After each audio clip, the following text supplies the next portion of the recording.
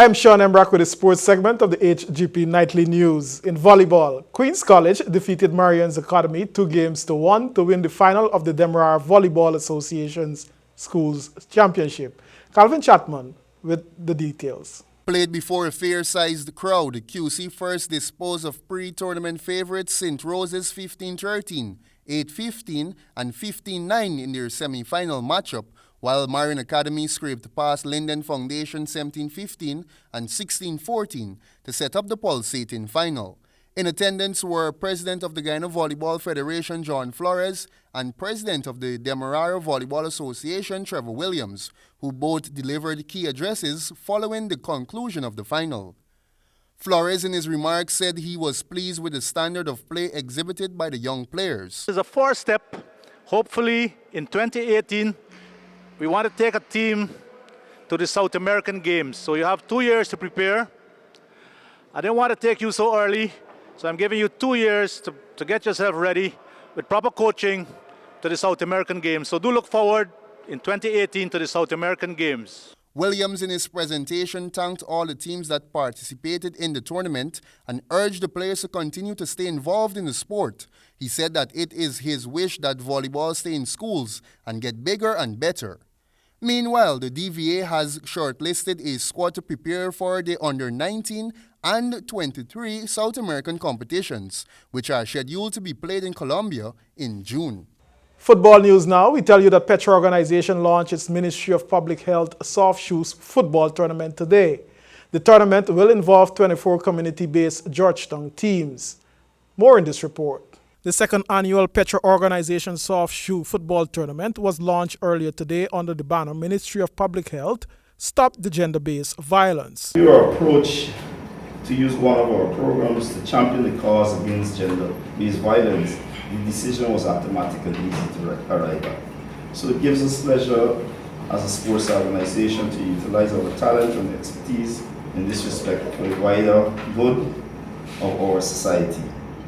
We are therefore going to use 24 community-based teams like we did last year in Georgetown, which will be divided into 6 groups of 4. The winner from each group, the winner and the runner-up from each group will go through knockout stage, along with the best 4 third-place teams. Director, Petra Organization, Troy Mendonca. Joy Gravesandi, Gender-Based Coordinator, Ministry of Public Health, felt that the ministry can make an impact through footballers being part of the solution to the scourge.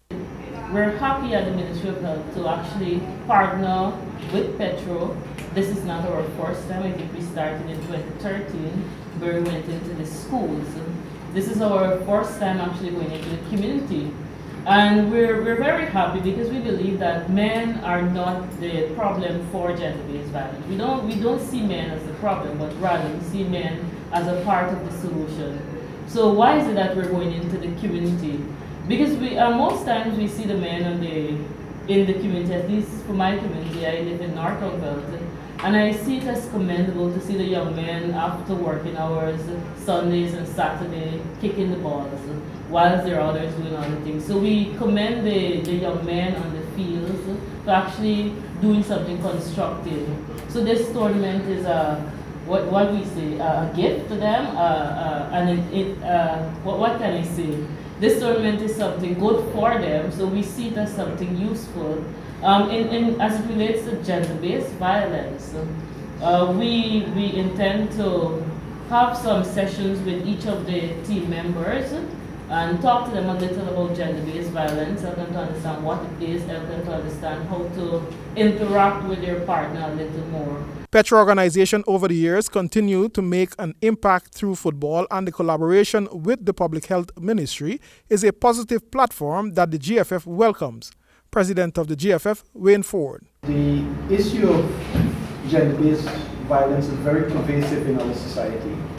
And the fact that the Petra Organization saw fit to collaborate with the Ministry of Public Health to bring attention to this very, very serious problem affecting our young people and our adult population within Guyana is remarkable and very, very commendable. I think I can go far to say that even in our moments of darkness in the football fraternity, the Petra Organization has been a shining light for many years. They have demonstrated that football is better played on the field rather than in the boardroom. And that is the philosophy that the Ghana Football Federation, under my presidency, the Ghana Football Federation is eager to endorse and support in a very conspicuous way any tournament that is promoting football.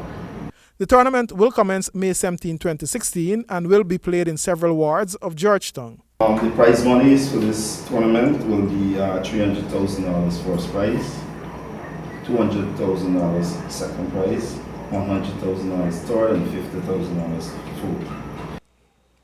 We tell you now that the National Cultural Center will be the red carpet venue tomorrow, Wednesday, May 4th, for the National Sports Commission's Sports Award ceremony. The gala event will honor Guyana's outstanding athletes for 2015-2016, along with sports journalists and administrators who performed exceptionally well during that period. Patrons are asked to be seated by 6:15 p.m.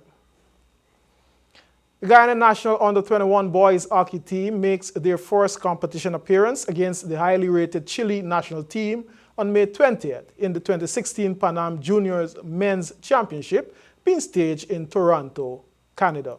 Details from Calvin Chapman. The team has been preparing for over 1 year under the guidance of national men's coach Robert Fernandes, who is optimistic of a good showing at the Pan American event.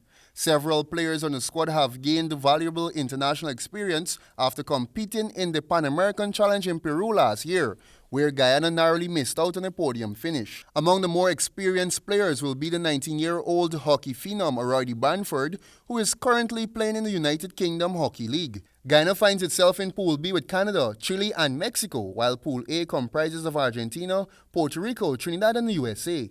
Argentina is a strong favorite, having never lost the championship in all of its 10 years, while Canada and Chile have the next best records of medal finishes.